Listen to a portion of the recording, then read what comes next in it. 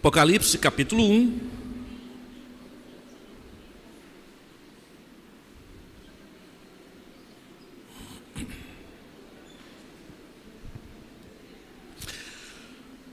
Apocalipse capítulo 1.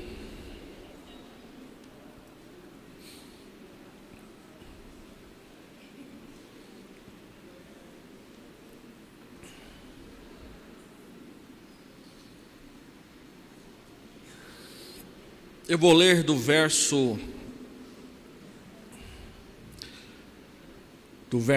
4 ao verso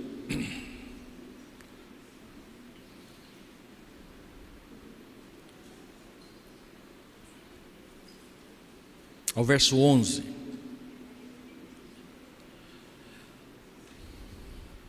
João, às 7 igrejas da província da Ásia, eu estou lendo na Nova Versão Internacional. A vocês graça e paz da parte daquele que é, que era e que há de vir, dos 7 espíritos que estão diante do trono, e de Jesus Cristo, que é a testemunha fiel, o primogênito dentre os mortos e o soberano dos reis da terra. Ele nos ama e nos libertou dos nossos pecados por meio do seu sangue, e nos constituiu reino e sacerdotes para servir a Deus, a seu Deus e Pai. A Ele sejam glória e poder para todos sempre. Amém. Eis que Ele vem com as nuvens, e todo olho o verá, até mesmo aqueles que o traspassaram, e todos os povos da terra se lamentarão por causa dele. Assim será. Amém.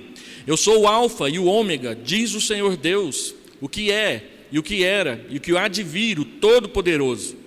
Eu, João, irmão e companheiro de vocês no sofrimento, no reino e na perseverança em Jesus, estava na ilha de Pátimos por causa da palavra de Deus e do testemunho de Jesus.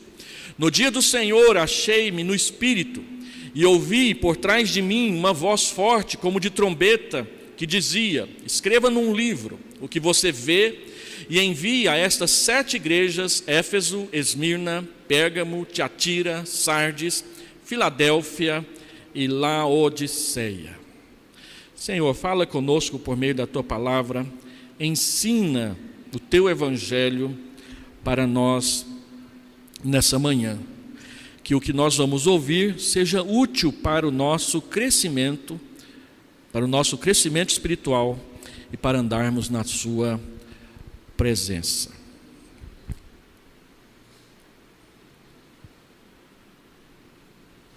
Nós estamos tratando do paralelismo progressivo.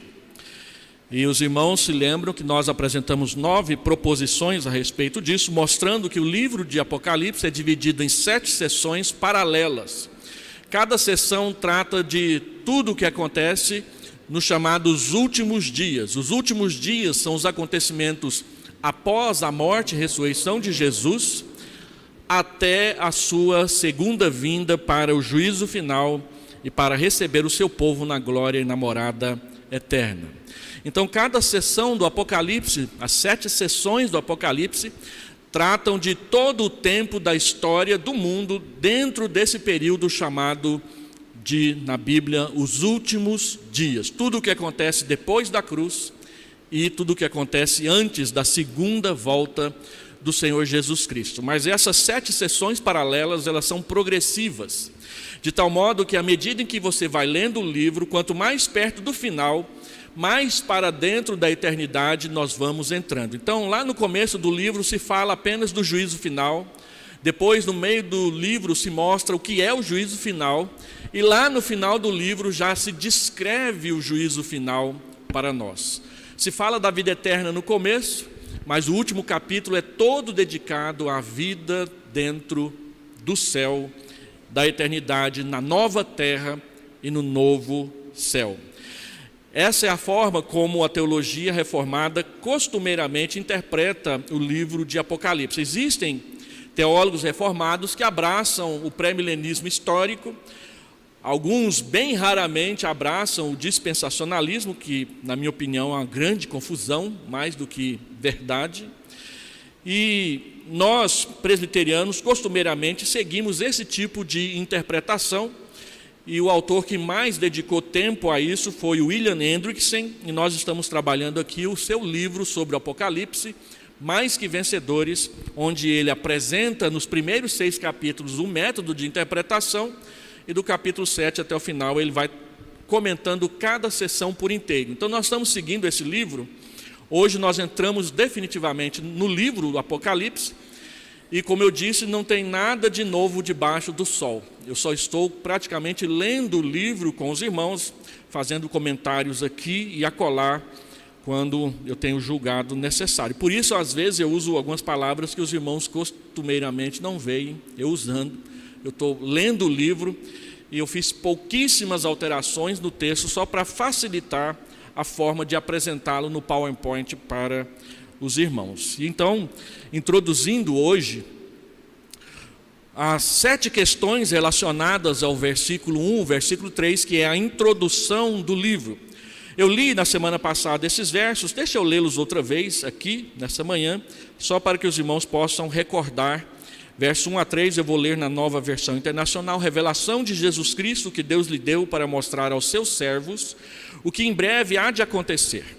Ele enviou o seu anjo para torná-la conhecida ao seu servo João, que dá testemunho de tudo o que viu, isto é, a palavra de Deus e o testemunho de Jesus Cristo. Feliz ou bem-aventurado aquele que lê as palavras desta profecia, e felizes aqueles que ouvem e guardam o que nela está escrito, porque o tempo está próximo. As 7 questões que William Hendrickson levanta com base nesses 3 versículos aqui. Então, o primeiro capítulo do Apocalipse consiste em 7 partes, facilmente reconhecíveis, e a introdução cobre esses primeiros 3 versos. Contém o título do livro, que é uma declaração da sua origem, e a primeira bem-aventurança. No livro de Apocalipse aparecem 7 bem-aventuranças, a primeira é essa que está descrita aí no versículo 3, que diz respeito a quem lê e quem ouve a leitura do livro. Um detalhe interessante é que a leitura aí não é simplesmente você pegar a Bíblia e ficar lendo com os olhos em casa na sua devocional. A leitura mencionada aí é uma leitura pública, é uma leitura em voz alta, de tal modo que você lê a Bíblia e outros possam escutar a sua leitura. João está dizendo que você é bem-aventurado quando você lê a Bíblia para alguém. Então, os irmãos que gostam de, no carro, ouvir a leitura da Bíblia, aquela que a SBB publicou, bem-aventurado é aquele irmão que fica lendo e vocês ficam ouvindo enquanto está dirigindo. Mas a Bíblia também diz que bem-aventurado é aquele que separa tempo para ouvir a palavra. Se senta para ouvir a leitura da palavra de Deus. Há muitos testemunhos na história da igreja, e os gideões internacionais estão aí constantemente para dizer que é assim mesmo. Pessoas que são convertidas pela simples leitura de um texto ou outro.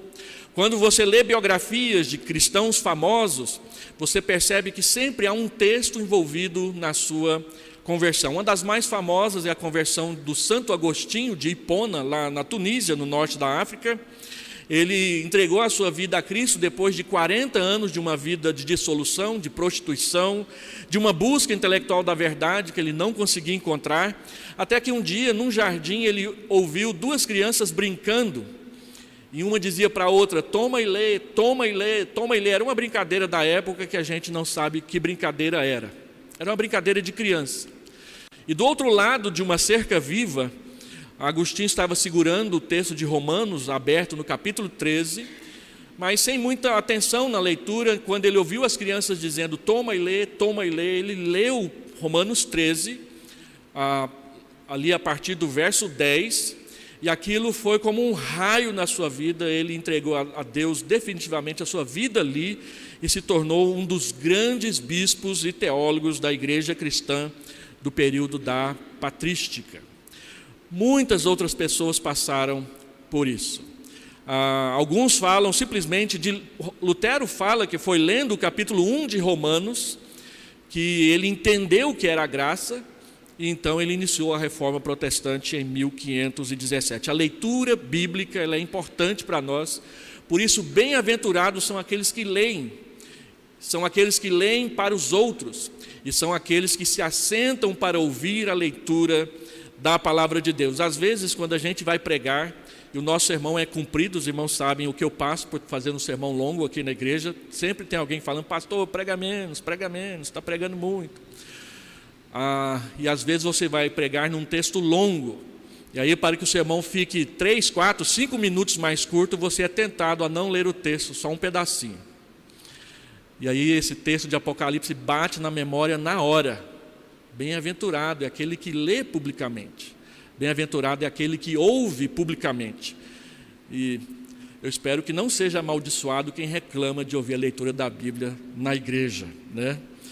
Porque ouvir e ler e ouvir e guardar, é a terceira palavra, traz a bênção de Deus sobre as nossas vidas. É por isso que nós cremos que a Bíblia e a sua leitura é um meio de graça, é uma forma de nós recebermos o favor de Deus para nós. Não é uma troca de favores, mas é um ato de obediência, ler as Escrituras Sagradas. E o título então é Apocalipse, Revelação, para demonstrar claramente que tem a sua origem divina. É uma revelação, ou usando um significado mais simples, é um desvendamento, é um descortinamento, para que você possa ver o que está atrás nos bastidores e assim seguir a Deus e ser consolado pela sua palavra diante das lutas que você luta. É uma revelação, é uma comunicação direta de Deus, não provinda de qualquer coração humano, mas vinda de Deus através de João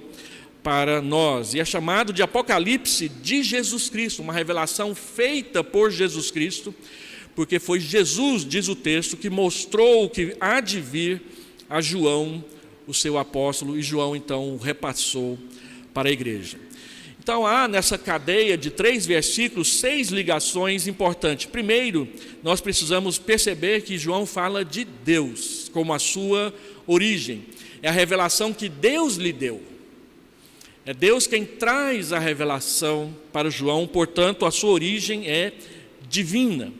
Deus que exaltou a Cristo como mediador, lhe entregou o governo do mundo no interesse da sua igreja, 1 Coríntios capítulo 15, verso 24 a verso 28, e também Filipenses capítulo 2, versículo 9, mostra que Deus entregou o governo do mundo nas mãos de Jesus Cristo. Deus deu também o mediador para nós neste mundo. A única forma de nos aproximarmos de Deus é por meio de Jesus, e foi Deus quem enviou Jesus. Deus deu o plano que ele mostrou para João, a fim de que nós pudéssemos conhecer, e Deus revelou em Jesus Cristo como que ele salva, como que ele perdoa, como que ele redime pecadores, de tal modo que nós não podemos ficar entregues aos nossos pecados, porque Deus ofereceu um Salvador, um libertador, um redentor dos nossos pecados, e o nome dele é Jesus de Nazaré. Esse plano diz respeito às coisas também que em breve devem acontecer, e elas de pronto já começam a acontecer. Quando nós vemos essa expressão, as coisas que em breve devem acontecer, não quer dizer que tudo já aconteceu.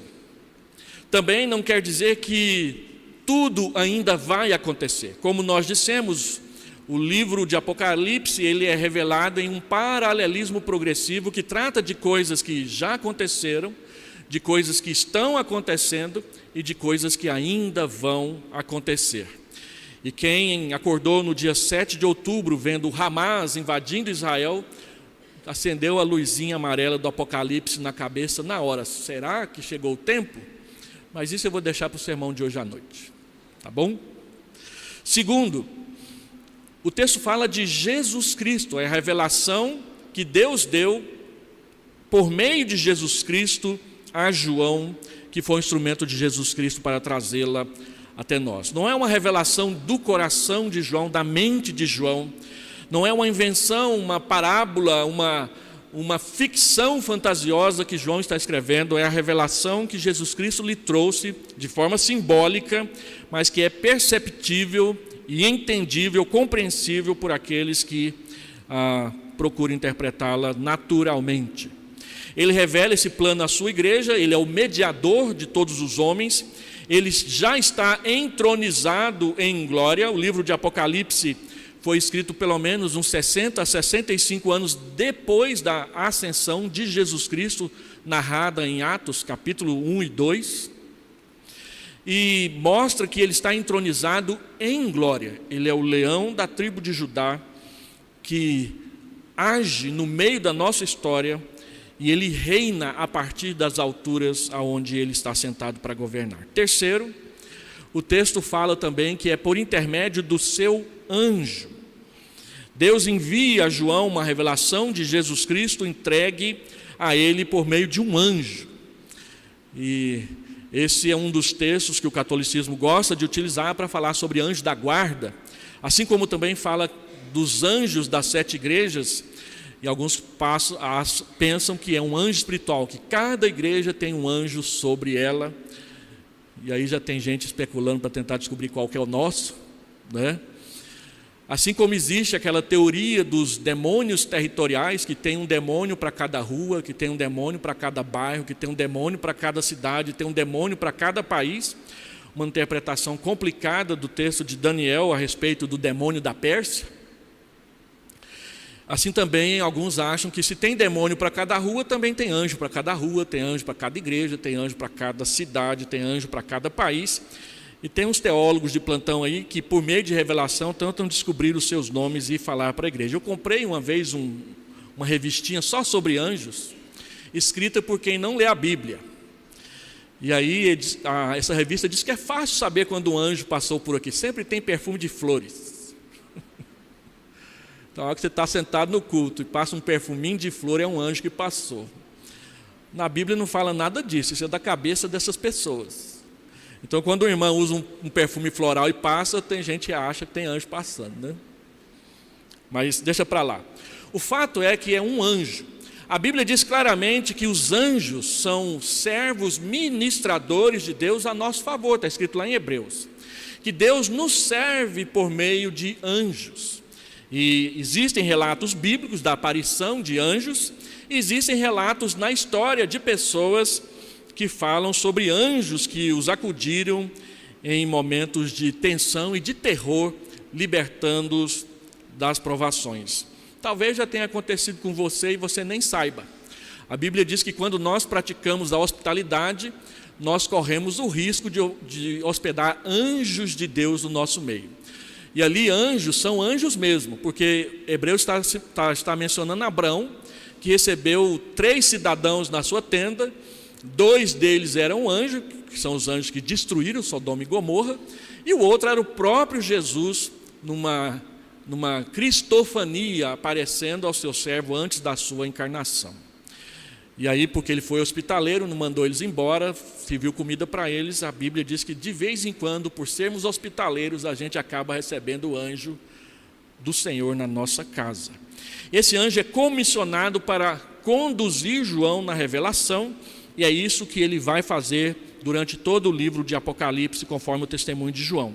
Então ele lidera João nas visões, os elementos do plano que vai ser revelado, e esse guia angélico mostra a João a visão do céu, depois da terra, do deserto, e depois do novo céu e da nova terra. Esse anjo está sempre conduzindo João no registro das visões que ele está tendo. Quarto, existe o servo, existe João, que algumas pessoas perguntam: que João é esse? É o apóstolo João, o João que andou com Jesus e que está escrevendo o seu evangelho de 60 a 65, que escreveu o seu evangelho por volta do ano 90 e logo em seguida escreveu o Apocalipse e também as 3 cartas que ele escreveu. Alguns acham que o João das 3 cartas é outro, porque ele diz João o presbítero, e tinha um monte de presbítero na igreja naquela época que se chamavam João, assim como a gente tem hoje em dia. E aí algumas pessoas falam: não, esse João aí que é o presbítero não é João o apóstolo, é outro. Mas a história da igreja sempre entendeu que o autor do evangelho de João, das 3 cartas de João e do Apocalipse de João é a mesma pessoa, o apóstolo que andou com Jesus Cristo, que quando conheceu Jesus devia ser um adolescente ainda. James Parker diz que ele devia ter por volta de 13 a 16 anos quando ele andou com Jesus. E é um fato interessante, porque dos 12 apóstolos de Jesus, só Pedro era casado, o que dá a entender que todos eles eram muito jovens. A história da igreja não fala do casamento de outros a não ser Pedro. Paulo reclama que a igreja fica pressionando a ele, porque achava que ele ganhava demais, então ele diz, mas espera aí, só Pedro que pode ter uma mulher irmã como esposa, eu também não posso? Né? Embora Paulo tenha sido solteiro a vida toda, ele diz, olha, eu tenho o direito de me casar, e constituir família, e gastar dinheiro com a minha esposa também, como todo mundo gasta. Né? É João o apóstolo. Ele já deve estar perto dos 80 anos de idade, talvez um pouco mais, quando ele escreve o livro de Apocalipse para nós. Quinto, ao leitor. Bem-aventurados aqueles que leem. Então, aqueles que recebem a revelação que João escreveu são muito bem-aventurados. Você é bem-aventurado, bem-aventurada, por ter o livro de Apocalipse nas mãos e poder lê-lo antes que tudo isso aconteça do jeitinho que está acontecendo. Os livros, naquela época, os irmãos devem se lembrar, eram copiados à mão, não tinha tipografia, não tinha editoração eletrônica. Era um por um, cópia por cópia, nem sempre o copista tinha uma letra boa, e era assim que as pessoas conheciam. E era caro, porque o papiro, ou o rolo, que era feito de pele de carneiro, era caro, não era barato. Eram poucas pessoas que tinham dinheiro para ter um exemplar dos livros bíblicos já escritos naquela época. E na história da igreja, João Crisóstomo, lá no ano 400 depois de Cristo, é um dos primeiros a incentivar todo mundo a comprar a Bíblia e ler em casa antes dele pregar. Ele fazia pregação expositiva, explicava cada texto, parágrafo por parágrafo. Então ele dizia no culto, olha, no domingo que vem eu vou expor 1 Coríntios 7, leia em casa antes de vir para o culto. João não tinha nenhum problema com esse negócio de saber qual o texto que o pastor vai pregar antes. Não diminui a inspiração do texto e não diminui a força da passagem quando a gente prega coisíssima nenhuma. Então a Bíblia sempre nos incentivou a ter e a ler a Bíblia que nós temos em casa.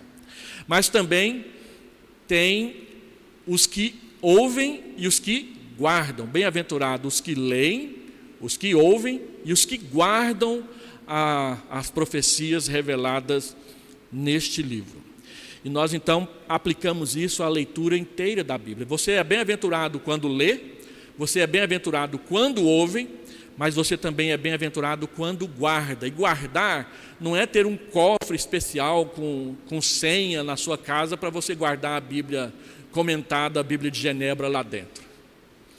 Não, é guardar no coração, guardar no sentido de obedecer a palavra cada dia na sua vida. Quando você obedece o que você leu, quando você obedece o que você ouviu, a bênção de Deus é colocada sobre a sua vida.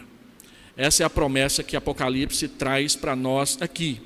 E essa é só a primeira bem-aventurança que aparece no livro. A segunda aparece no capítulo 14, versículo 13. Alguém lê para nós? 14, 13. Bem-aventurados os...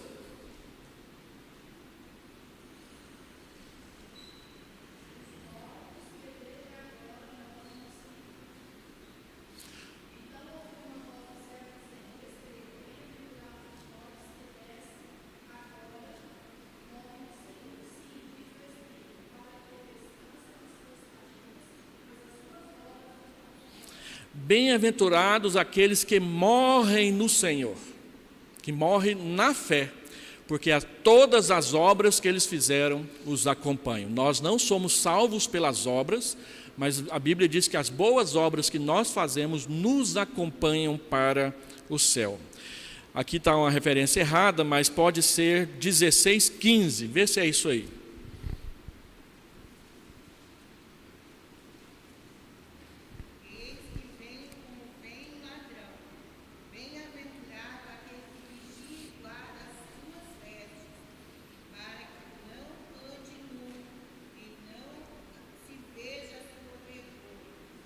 Bem-aventurado é aquele que é revestido pela palavra e que guarda a palavra para que não ande nu, seja puro na sua vida cristã. 19:9.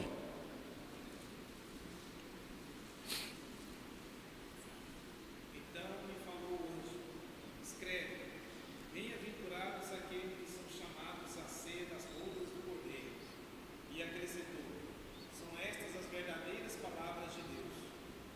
Bem-aventurado é quem é convidado para participar da ceia lá no céu que Jesus vai celebrar. Os eleitos.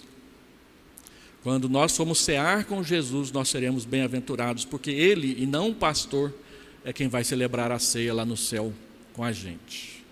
20, verso 6.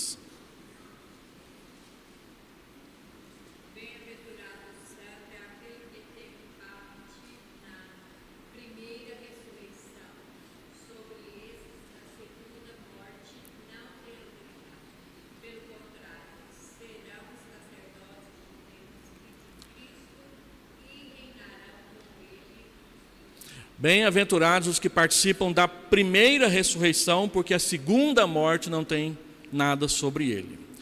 É desse texto que nós desenvolvemos aquele silogismo, ou aquele argumento que diz que o crente, ele nasce 2 vezes e só morre uma. O não crente nasce uma vez e morre 2. O primeiro nascimento é o nascimento físico. O segundo nascimento é o novo nascimento. A regeneração por meio da ação graciosa de Deus, perdoando os nossos pecados e nos dando a vida eterna. Esse é a segunda vida, ou o segundo nascimento. A primeira morte é a morte física, que todos nós vamos passar por ela, a não ser que você esteja vivo, presente no dia do arrebatamento, aí você não vai experimentar a morte. Mas o natural, o normal, é que nós venhamos a morrer antes de Jesus voltar, se ele não voltar antes da gente morrer, né? Mas a segunda morte é a perdição eterna. A segunda morte é quando você não se arrepende dos seus pecados e por isso não experimenta o segundo nascimento, que é o novo nascimento.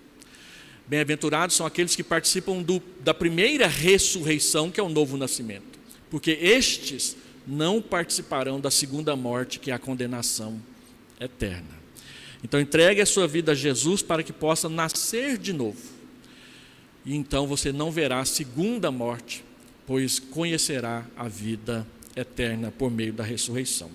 Capítulo 22, verso 7, a sexta bem-aventurança.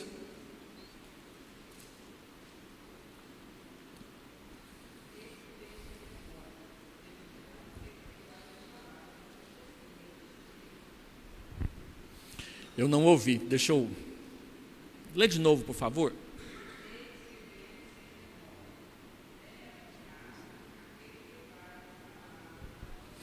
Bem-aventurado aquele que guarda as palavras da profecia deste livro. É uma repetição da primeira. Bem-aventurado é quem obedece a palavra. Se você obedece a palavra, você é abençoado por Deus, você é bem-aventurado, você é feliz, você é próspero na sua vida espiritual. E a última bem-aventurança, 22, 14.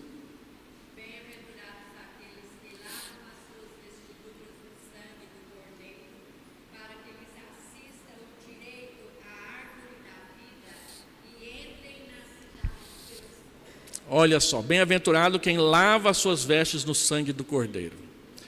Você vai ter o direito de entrar na Nova Jerusalém, ir até o centro da cidade, esticar a mão e pegar um fruto da árvore da vida. Só vai poder fazer isso quem lavar a sua veste no sangue do Cordeiro, ou seja, quem entregar a sua vida a Jesus. Quem não entregar a sua vida para Jesus vai experimentar a segunda morte e não receberá as bem-aventuranças prometidas no livro. Sexto lugar, então, aqueles que guardam as palavras. E eu já estava aqui. Quinto é bem-aventurados os que leem e sexto, bem-aventurados os que guardam. Já falei. Essa é a introdução ao livro do Apocalipse. Essas 6 questões estão relacionadas a ela. Nós vamos apenas passar de leve, teria muita coisa para falar sobre cada uma delas. Então, em segundo lugar, são 7. Eu acho que eu vou até a quarta hoje e vou deixar o resto para domingo que vem. A saudação e a adoração que aparecem nos versos 4 a verso 6.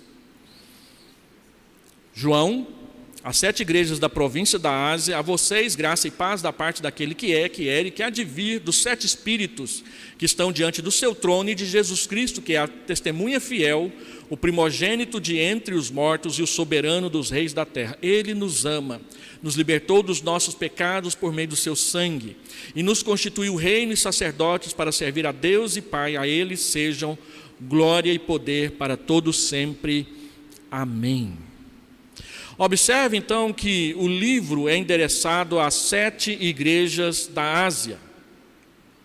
Essas igrejas são mencionadas no verso 11, um dos nomes delas, Tiatira, Éfeso, que é a mais perto da ilha de Patmos. Depois ele menciona Esmirna, Pérgamo, Tiatira, Sardes, Filadélfia e Laodiceia. Todas localizadas na Ásia Menor, todas localizadas no que hoje é a Turquia. E tem muita agência de turismo aí ficando rica, levando as pessoas para conhecer as ruínas das 7 igrejas da Ásia Menor. Hoje está meio complicado, né? Mas é na Turquia, ainda dá para ir. São 7 igrejas reais que existiram. Se você quiser visitar as cidades onde elas estavam, está lá, tem as ruínas.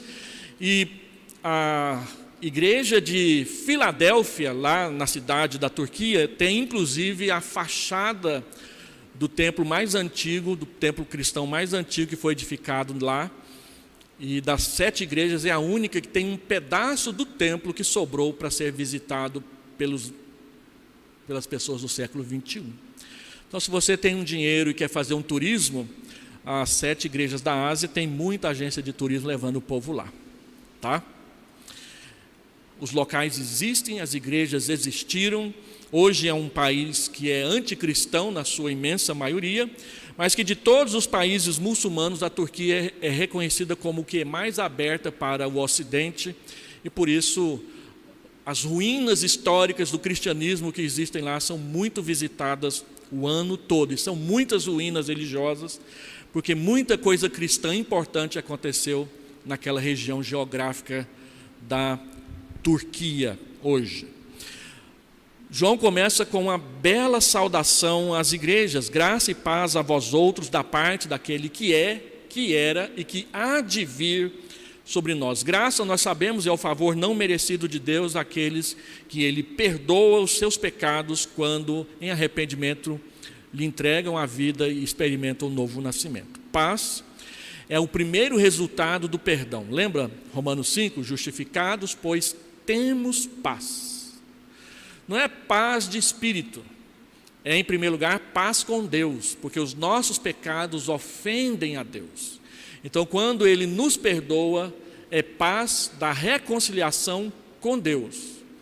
Depois é a paz da reconciliação com o próximo, com os irmãos. Aqueles que, sendo perdoados por Jesus, aprendem que precisam perdoar uns aos outros, porque são irmãos e irmãs na fé em Jesus Cristo. E por último, lá em último lugar, arrastado pelo significado da palavra, paz de espírito.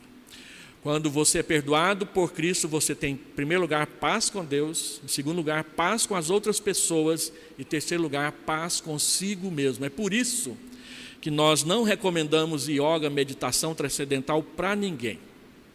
Yoga é uma viagem para dentro. E a paz, na verdade, é uma viagem para fora, em direção a Deus. Não é uma viagem procurando você mesmo lá nos mares obscuros e profundos da sua alma. Paz você encontra quando você se encontra com Deus e se reconcilia com Ele. Fora de você, onde Cristo morreu por você na cruz. A paz foi construída num instrumento de morte fora de você, não dentro de você. Então, cuidado com essas pessoas que chegam lá na sua escola, no seu ambiente de trabalho e dizem que você precisa se encontrar fazendo uma longa viagem para dentro. Isso é conversa fiada. Você vai encontrar paz, não quando fizer uma longa viagem para dentro. Você vai encontrar paz quando você for a Deus, a Jesus Cristo, por meio do seu sangue. É ali, quando você recebe o perdão, que você começa a reconstruir a sua personalidade destruída pelos seus pecados e os pecados dos outros. Tá bom? Em segundo, ele fala também, em terceiro, ele fala do Espírito Santo, e é interessante que essa é a única vez na Bíblia em que o Espírito Santo é mencionado antes de Jesus Cristo. É sempre assim, o Pai, o Filho e o Espírito. Mas aqui João fala o Pai, o Espírito e o Filho. É muito provável que ele tenha feito isso porque ele vai gastar um longo tempo aqui, várias palavras, alguns parágrafos falando só de Jesus. Então, por uma questão de organização literária, ele coloca o Espírito em segundo. Mas também, teologicamente, é exatamente o Espírito que está trazendo a revelação.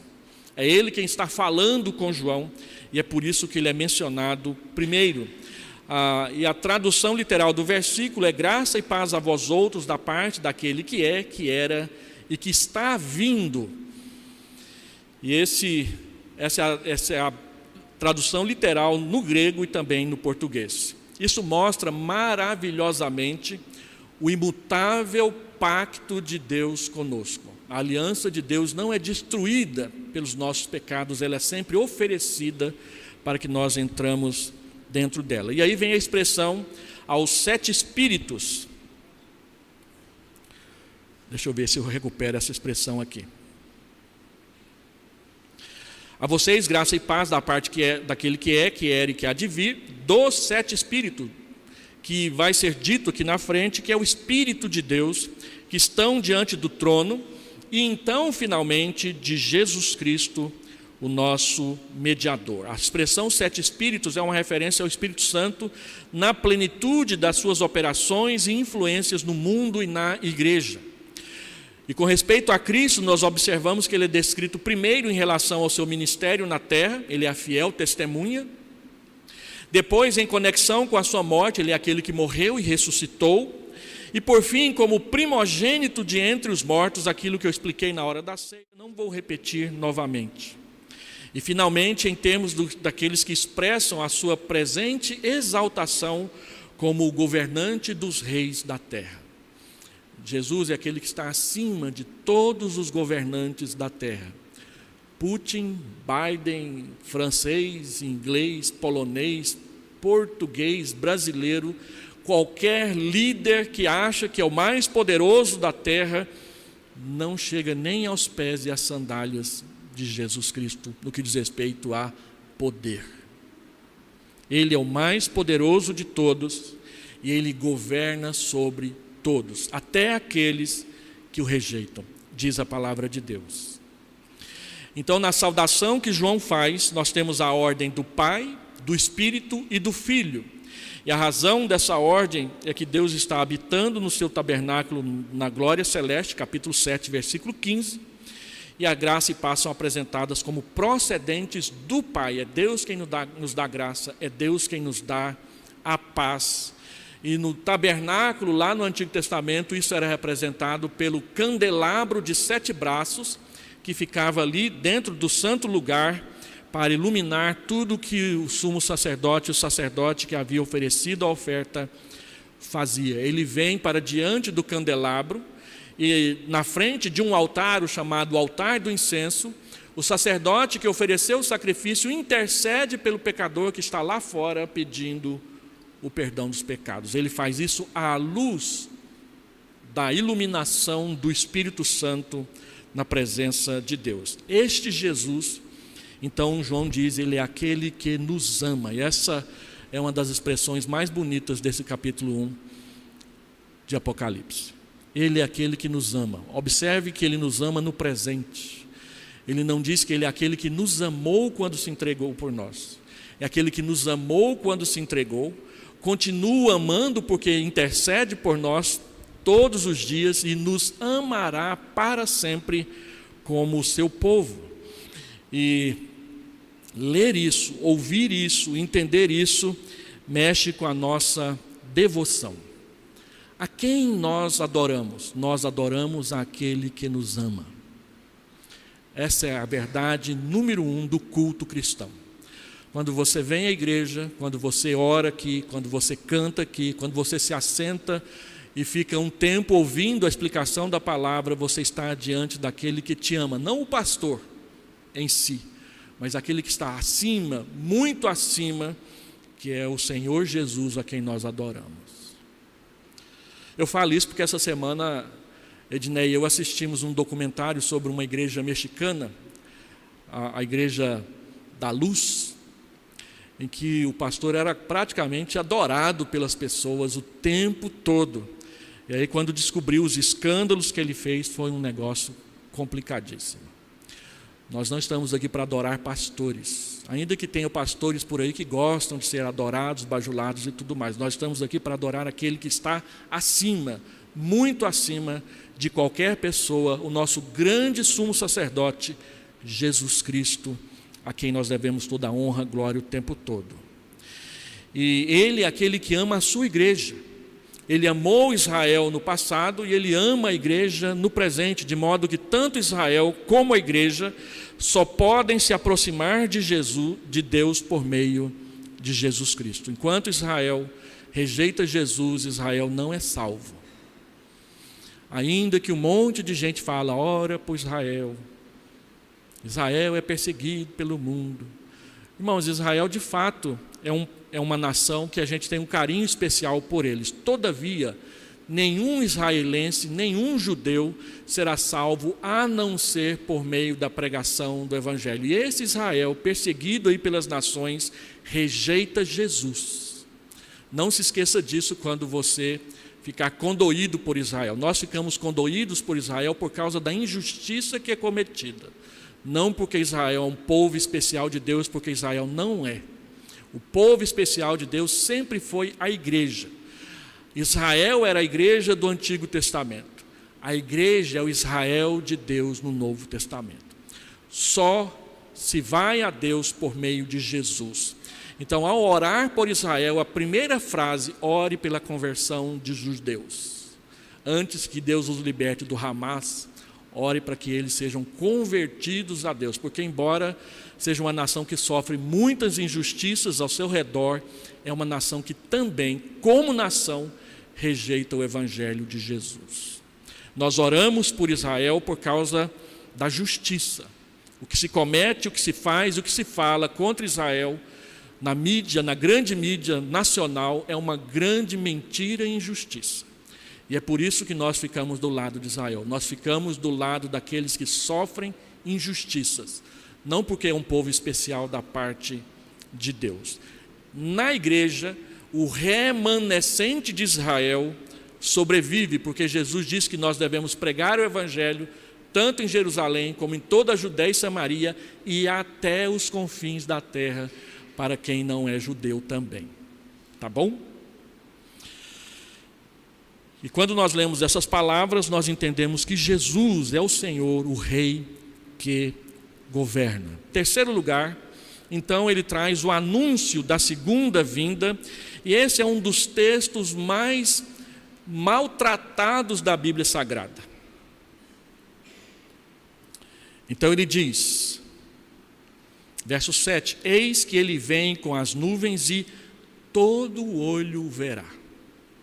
Até mesmo os olhos daqueles que o traspassaram, e todos os povos da terra se lamentarão por causa dele. Quando Jesus vier, todos os olhos da terra verão. Pastor, será que é porque vai ser transmitido via satélite? Não sei. O que a Bíblia diz é que nós vamos vê-lo com os olhos. A Bíblia não diz que nós vamos vê-lo através de uma imagem reproduzida numa TV. Nós o veremos. Como é possível? A terra é redonda, mas Deus é poderoso, gente. Ele faz qualquer coisa caber numa caixa, Ele tira qualquer coisa da cartola dele, sem ser mágica, o que é melhor.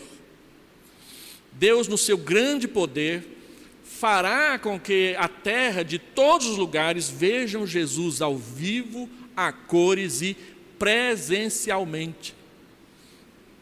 Por isso que nós nos colocamos contra essas igrejas que dizem que Jesus já voltou para o seu santuário celeste e que a vinda dele já aconteceu.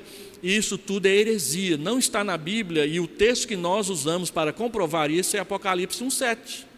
Quando ele vir, diz o Senhor Jesus em Mateus 24:30, todos os olhos verão. os seus, os meus, até mesmo os olhos daqueles que o colocaram na cruz, porque serão pessoas ressuscitadas. Quando a Jesus aparecer no céu, todas as pessoas ressuscitarão.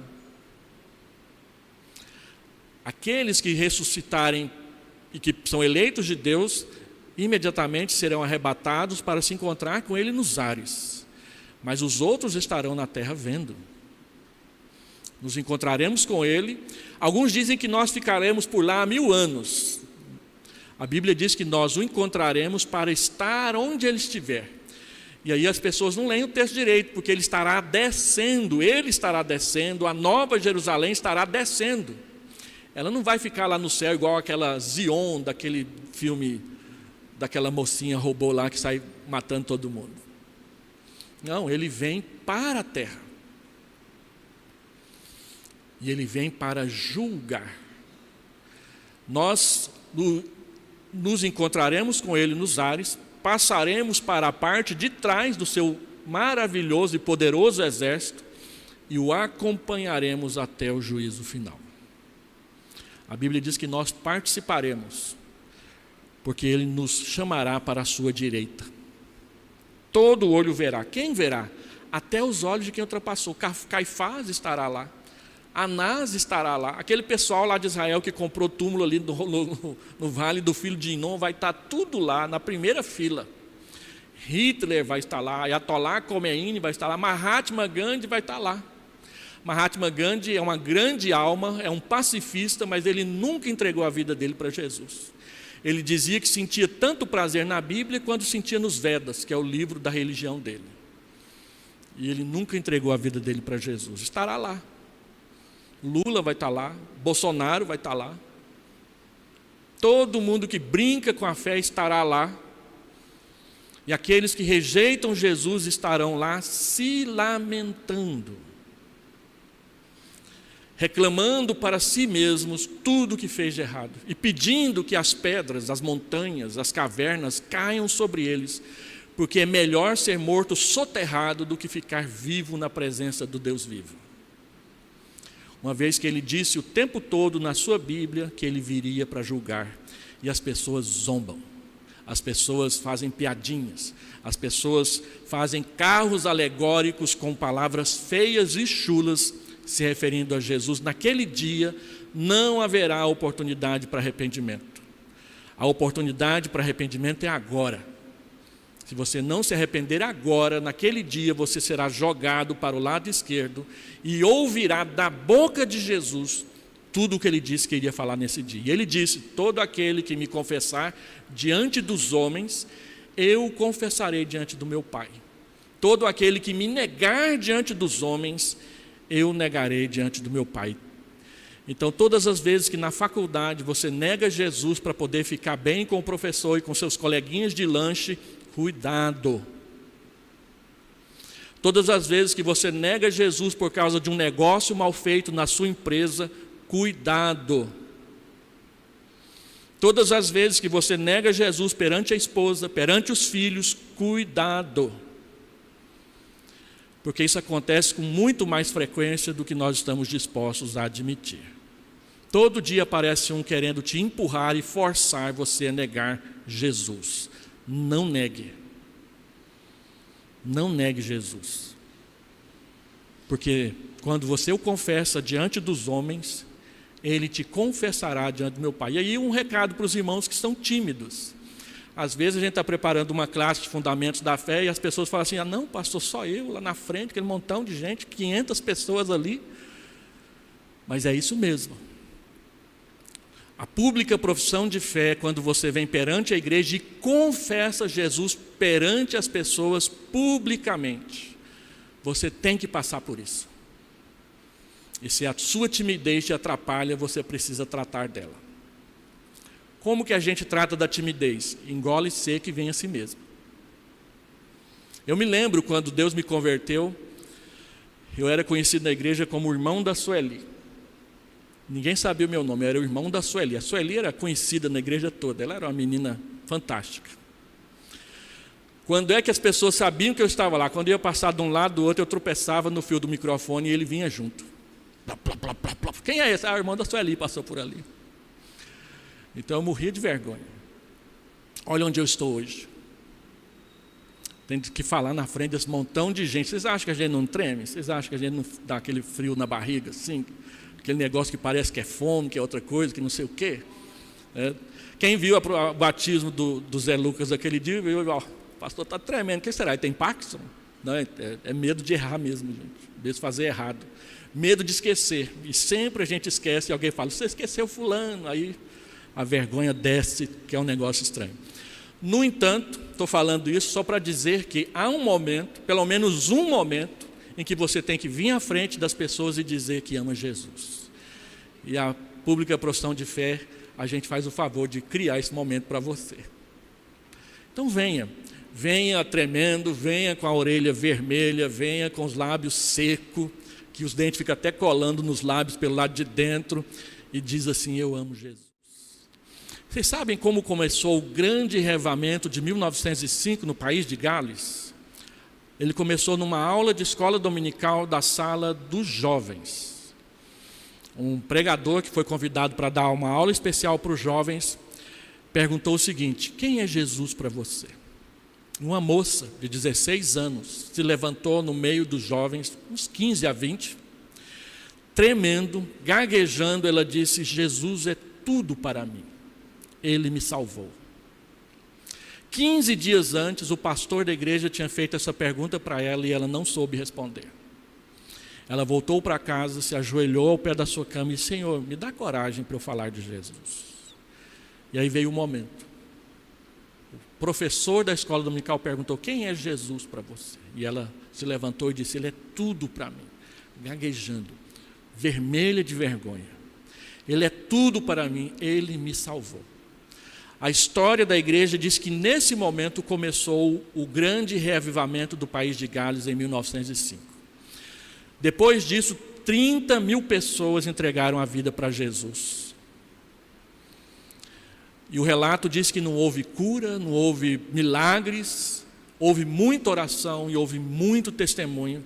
Os jovens, principalmente os jovens, não tinham vergonha de falar de Jesus nas escolas onde iam. E o país de Gales foi varrido pela graça de Deus. Pessoas ali falaram que isso estava acontecendo no país de Gales, lá na Coreia, que estava sob domínio japonês, debaixo de opressão. E um dia, uma noite numa igreja presbiteriana, onde o pastor estava pregando em 1 João 2, ele diz, tem alguém que quer confessar algum pecado aqui na frente? Olha que convite doido. E algumas pessoas vieram e começaram a dizer os nomes dos pecados que eles tinham cometido naqueles dias. E aí o pastor perdeu o controle do culto. Que aí veio mais um. E aquela reunião durou uma semana inteira. Todos os dias as pessoas confessando os seus pecados, um após o outro. Publicamente. No livro que eu li, ele diz que ele nunca gostaria de ter participado de um culto como aquele. Tanta vergonha. Mas depois daquilo, a igreja na Coreia floresceu. E se tornou a maior denominação daquele país. Aqui no Brasil, nós temos 13 milhões de assembleanos.